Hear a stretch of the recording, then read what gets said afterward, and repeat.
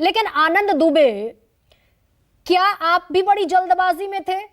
अभी तो आप याचिकाएं डाल रहे हैं कि भाई कॉन्स्टिट्यूशनल पदों पर बैठे हुए लोग अपनी भूमिका नहीं निभा रहे, लेकिन उद्धव ठाकरे बड़ी जल्दबाजी में थे कि फ्लोर टेस्ट के बगैर वो सत्ता से हट गए, इस्तीफा दे दिया। आपके भीतर भी इनसिक्योरिटी थी? गरिमा जी नमस्ते, मेरी आवाज आ रही है? सुन पा रहे हैं। गरिमा जी, कभी कभी लगता है कि अगर हमारे देश में न्यायालय नहीं होते तो हम लोग कहां जाते। हम पर 2022 में जून में राज्यपाल ने अन्याय किया, हम पर दूसरा अन्याय चुनाव आयोग ने किया, हम पर तीसरा अन्याय विधानसभा के अध्यक्ष कर रहे हैं, और हम न्यायालय भी न जाएं तो हम कहां जाएं।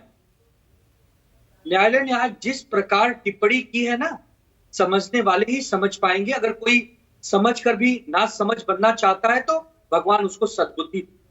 न्यायालय कह रहे हैं कि आप क्या करना चाहते हैं।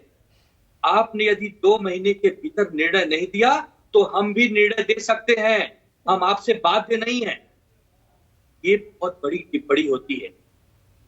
और अभी बात हो रही थी, भारतीय जनता पार्टी के प्रवक्ता कह रहे हैं कि 70,000 केस पेंडिंग है, राहुल नार्वेकर जी को धन्यवाद देना चाहिए, वो सुप्रीम कोर्ट से उल्टे नहीं पूछ रहे। वाह, मतलब 70,000 केस एक तरफ, एक राज्य का एक केस एक तरफ पूरे भारत का केस, एक तरफ एक पार्टी का केस, दोनों का तुलनात्मक ढंग से आप तुलना कर रहे हैं।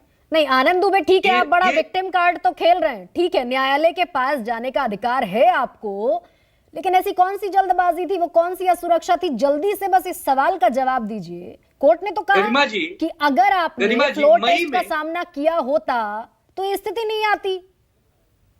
मई में जब आदरणीय सुप्रीम कोर्ट का जजमेंट आया था, साफ कहा था कि जिस प्रकार यह सरकार बनाई गई है, बनाने की पूरी प्रक्रिया असंवैधानिक है, इसलिए सरकार भी असंवैधानिक है। लेकिन आप तो पहले ही इस्तीफा देकर बैठ गए। मैं वही बता रहा, यदि उद्धव ठाकरे जी ने इस्तीफा नहीं दिया होता तो शायद वापस मुख्यमंत्री बनते, तो यहाँ नैतिकता आती।